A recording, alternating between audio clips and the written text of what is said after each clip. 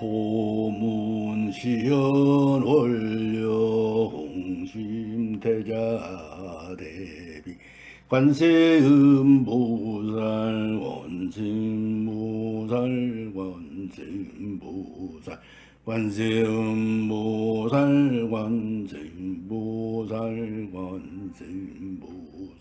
관세음보살 관세음보살 관세음보살 관세음보살 관세음보살. 아무리 외쳐봐도 대답이 없으신 이미시오, 도대체 어디에 계신 겁니까? 아무리 나에게 행복하고 즐거운 일이 있더라도 이 모두가 너와 내가 함께 살아가고 있다는 둘이 아닌 연기의 관계 속에서 나온 것이므로 마땅히 나 혼자의 것이 아닌 것, 우리가 이제라도 연기의 진리를 깨달아 너와 나, 자연, 아니 일체가 둘이 아님을 깨닫게 되면 지금까지 오직 내 힘으로 살아간다는 아집과 독선에서 벗어나 더불어 사는 세상임을 알아 지혜롭고 자비로운 마음으로 하루하루를 살아간다면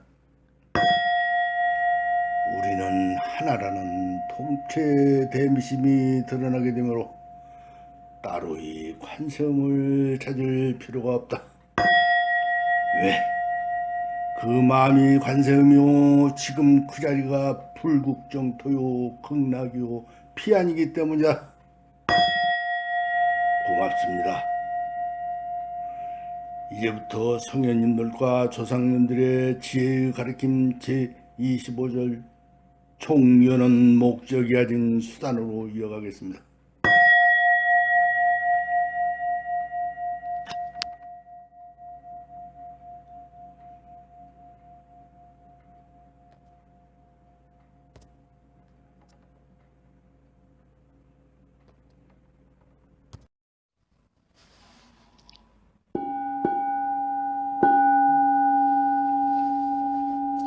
속편 제5절. 종교는 목적이 아닌 수단, 즉 방편인 것. 열린 종교란 진리에 대한 독선이 없는 개방적 종교를 말한다. 연기의 진리는 내가 만든 것도 다른 사람이나 신이나 부처님이 이 세상에 나오시던 안 나오시던 진리는 변함없이 존재하는 것. 부처님께서는 다만 진리를 깨우쳐 중생들에게 설할 뿐이라고 하셨다. 여기에는 항상 연기의 진리를 깨우치면 부처가 될 수 있다는 전제가 있는 것. 이 같은 입장에서 진리는 모든 사람에게 열려 있으며 불교에서는 진리에 대한 독선을 용납하지 않는다. 우리들이 살고 있는 현실 세계는 괴로움 있는 찬이고 강 건너 저편은 피안의 세계, 불국토요, 곧 생사가 없는 해탈열반의 세계인데, 강을 건너기 위해서는 뗏목, 즉 수단과 방편이 필요하다. 따라서 종교는 목적이 아니고 수단이며 절대적인 것이 아닌 상대적인 것. 차 안에서 피 안에, 이쪽 언덕에서 강 건너 저쪽 언덕으로 건너가는 방법은 여러 가지다. 사람의 취향에 따라, 흔기에 따라, 문화에 따라 뗏목이거나 대선이거나 소선, 동력선일 수도 있다. 이 배는 불교일 수도 기독교일 수도 이슬람일 수도,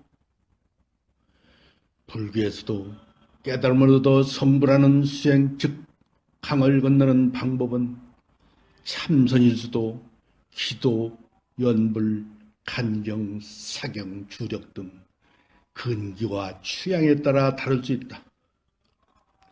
그럼에도 어느 특정한 배만 타야 된다는 어떤 수행만 고집하는 것은 독선과 아집이다. 이 비유에서 우리는 종교 가르침 자체도 마침내는 버려야 할 것이라는 교훈을 얻게 된다. 강을 건너 가기 전까지는 자기가 타고 가는 배가 얼마나 소중하겠는가. 그러나 목적지인 피안에 다다르면 미련 없이 배에서 내려와 저 언덕의 불색의 행복과 즐거움을 맛보아야지. 배나 뗏목이 고맙고 소중하다고 배 안에 머물거나 혹 배를 짊어지고 다녀서야 피안에 도달한 의미가 없는 것. 또한 성전, 팔만대장경, 성경, 코란 등은 달과 손가락에 비유하는데 밤하늘에 달이 떠 있을 때 달이 진리라면 달을 가리키는 손가락은 성전인 것. 먼저 달을 본 사람이 손가락으로 달을 가리키는데 달을 보려는 사람의 시선이 손가락에만 머물러 있다면 정작 달은 볼 수가 없게 된다. 부처님께서는 손가락 즉 경전의 역할을 과소평가나 가볍게 여기지는 않았으나 그것에 대한 착각을 경계하셨다. 달은 꼭 손가락만 가리켜야 되는 것은 아니다. 때와 장소, 근기에 따라 수단과 방편은 다를 수 있는 것. 그러므로 길은 하나만 있는 것이 아니라 얼마든지 열려있다. 불교의 관용과 개방성은 오늘처럼 다종교 사회에서는 절대 필요한 것이다. 따라서 열린 종교로서의 부처님의 가르침은 더욱 값진 것이다. 불교는 수행하는 종교, 모든 경전이 수행하는 방편을 말한 것이다. 불교의 승려는 성직자가 아닌 수행자인 것, 성불할 때까지 수행하는 것이다. 수행에는 육체적, 정신적 고통이 따르게 되고 마장이 따르게 되는데 이것을 이겨내야 된다. 몸에 병 없으면 탐욕이 생기고 교만해지고 마장이 없으면 선이 굳건하질 못한 법. 우리는 수행을 너무 편리하고 쉽게 하려고 하나 등 따시고 배부르고 편하고 너무 건강하면 수행이 잘 안 되고 수행에 대한 필요성을 모른다. 어떤 수행자가 깊은 산속 토굴에서 홀로 수행을 하는데 몸이 좀 약해졌든지 이런 생각을 하게 된다. 하루에 우유를 한두 잔씩 마시면 건강해져서 더욱 수행을 잘할 수 있을 것 같다는 생각이 들어. 어느 날부터 2, 30리 떨어진 마실에 가서 우유를 마시고 돌아와서 정진을 하니 얼마 동안 기분도 좋고 수행도 잘 되는 느낌이 든다. 얼마쯤 지나다 보니 마실에 갔다 오는 시간이 너무 많이 걸리고 몸이 더 피곤하고 수행 시간을 빼앗겨 시간을 절약하기 위해 양을 몇 마리 사다가 기르면 더 나을 것 같다는 생각이 들어 양을 구해 기르다 보니 얼마 동안 편안한 듯 하다가 양 먹이는 풀도 베야 하고 어디로 달아날까 감시도 하고 분뇨도 치워야 하고 불편이 이만저만이 아니게 다음에는 양치는 아이를 구하여 양치기를 맡기니 얼마간은 좋았는데 시간이 지나다 보니 수고비도 줘야 하고 춥다고 비 온다고 아프다고 출근을 제대로 안 하고 돈만 달라며 애를 먹이는 것.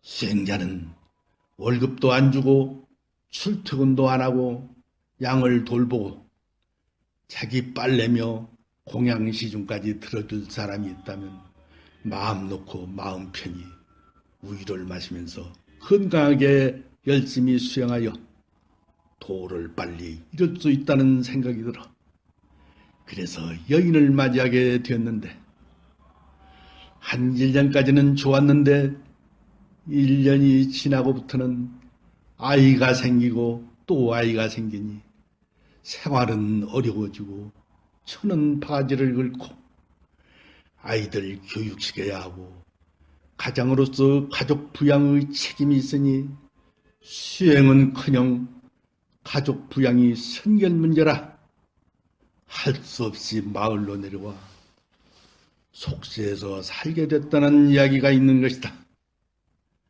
이 수행자는 어디서부터 무엇이 잘못됐을까요? 각자 관해 보시길. 이상으로 속편 5절을 맺겠습니다. 들어주셔서 고맙습니다.